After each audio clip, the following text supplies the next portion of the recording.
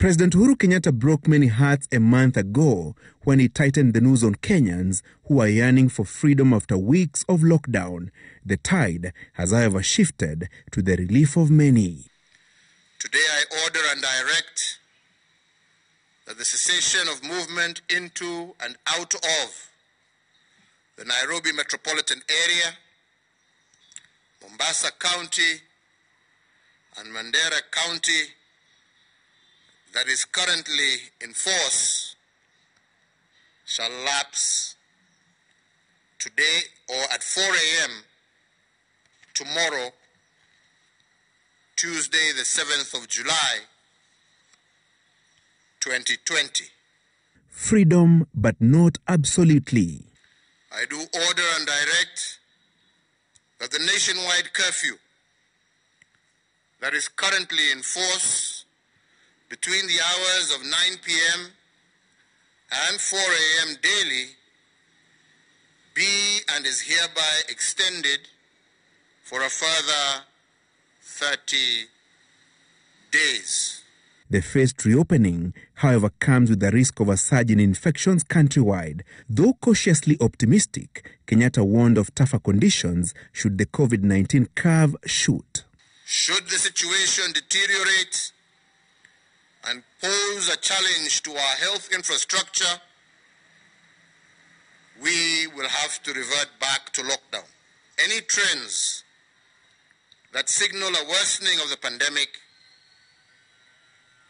we will have no choice but to return to lockdown at zero option. Though free to move in and out of Nairobi, Mombasa and Mandera counties, Kenyans will have to bear with an extended period of restrictions on entertainment joints, while conditions for burials and wedding attendance remain. The prohibition against social and political gatherings of whatever nature is extended for a further period of 30 days. The president had in May announced an ambitious 54 billion shillings economic stimulus package to cushion the economy from adverse effects of the COVID-19 pandemic and salvage jobs after more than 1 million people were rendered jobless. But the kitty is a drop in the ocean. It is not enough for the government to pump resources into the economy using stimulus instruments, as we have been doing. Such efforts will undoubtedly go to waste if people do not co-create solutions with the government.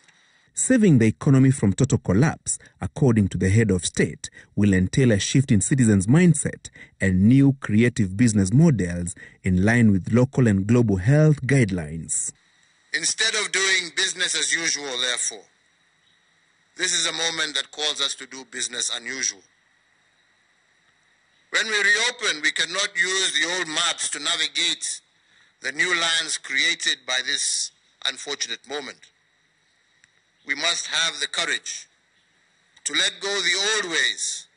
With the number of confirmed cases hitting over 8,000 out of 191,394 samples tested and 164 deaths recorded in the 115 days of coronavirus in the country, the health facilities are strained. So far, only 16 out of 47 counties have met the threshold for at least 300 isolation beds to handle COVID-19 patients, the government shifting responsibility to individual citizens. The government is now upping personal responsibility to flatten the COVID-19 curve as opposed to stringent restrictions that Kenyans have faced in the last 100-plus days as efforts now move towards reviving the economy that is currently on its knees as a result of the COVID-19 pandemic.